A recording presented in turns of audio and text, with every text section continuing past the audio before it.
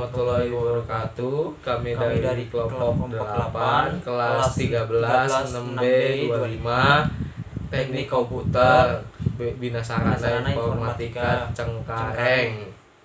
Nah, kami akan menjelaskan bagaimana cara menuju hidup lebih baik dengan Islam. Kita akan memperkenalkan diri terlebih dahulu. Nama saya Arfian Haryono dan teman saya Andan Trisna Putra. Oke. Bagaimana cara menuju hidup lebih baik dengan Islam?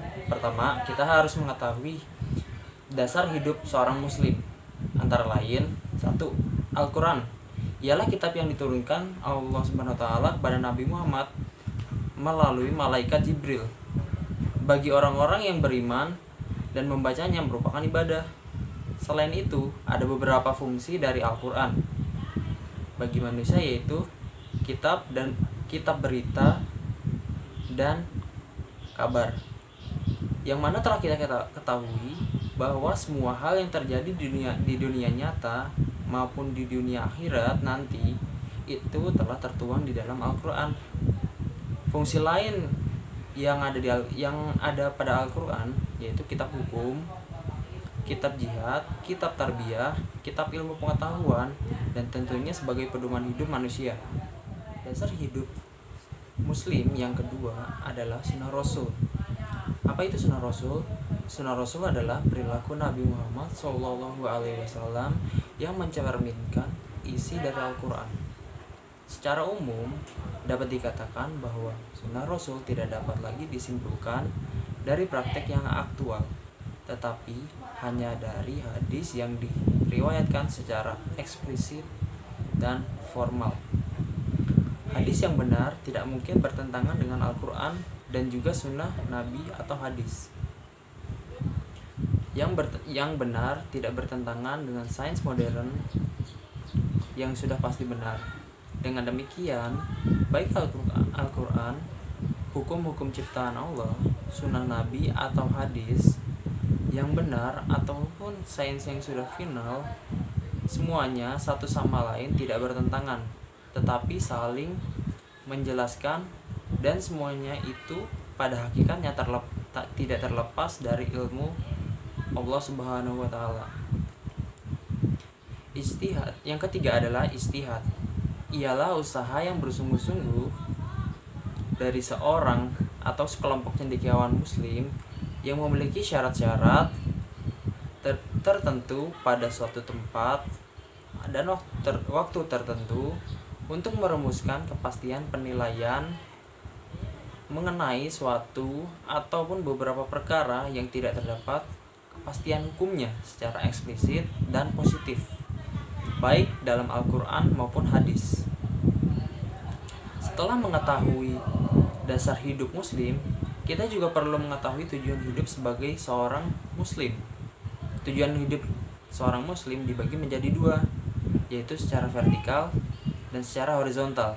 Secara vertikal adalah hubungan manusia dengan penciptanya, atau disebut hablum minallah. Setiap perilaku seorang muslim, baik dalam bentuk niat, kata hati, perkataan, perbuatan, menunjukkan rasa ridho, cinta kepada Allah, pada sunnatullah, dan Allah pun senang dan cinta kepada perilaku hamba-hambanya itu. Dan secara horizontal, apa itu maksud secara horizontal? Yaitu hubungan antar sesamanya atau sesama makhluknya, disebut hablum minan nas. Nah, setelah kita mengetahui dasar hidup serta tujuan hidup kita sebagai seorang muslim yang perlu kita ketahui selanjutnya adalah cara untuk mencapainya. Hal yang pertama yang harus kita lakukan adalah ikhlas. Artinya memurnikan tujuan, bertakarub, mendekatkan diri kepada Allah dari hal-hal yang mengotorinya. Arti lainnya menjadikan Allah sebagai satu-satunya tujuan dalam segala bentuk ketaatan, atau mengabaikan pandangan makhluk dengan cara berkonsentrasi kepada Al-Khaliq. Nah, ikhlas adalah syarat diterimanya amal ibadah yang dilaksanakan sesuai dengan sunnah Rasulullah. Allah telah memerintahkan kita untuk itu dalam firman-Nya, apabila suatu amal telah tercampuri oleh harapan-harapan duniawi yang disenangi oleh diri dan hati manusia sedikit ataupun banyak, maka sungguh kejernihan amal itu telah tercemari. Hilang pula lah keikhlasan. Jika seseorang ikhlas dalam melakukan sesuatu, maka niscaya apa yang ia dapatkan nanti akan lebih dari yang ia dapatkan sekarang ini.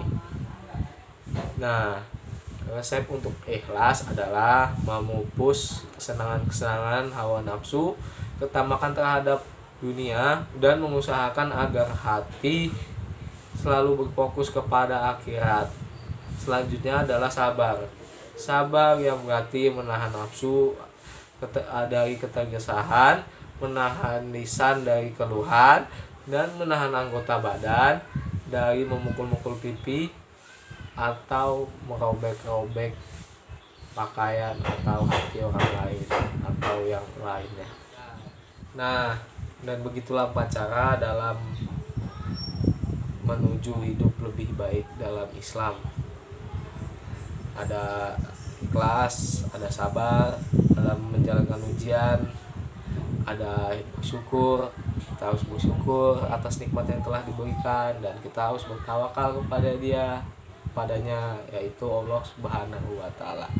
Terima kasih. Nah, sekian dari kami kelompok 813 6B25 mengucapkan terima kasih dan memohon maaf atas kesalahan kata yang kita ucapkan.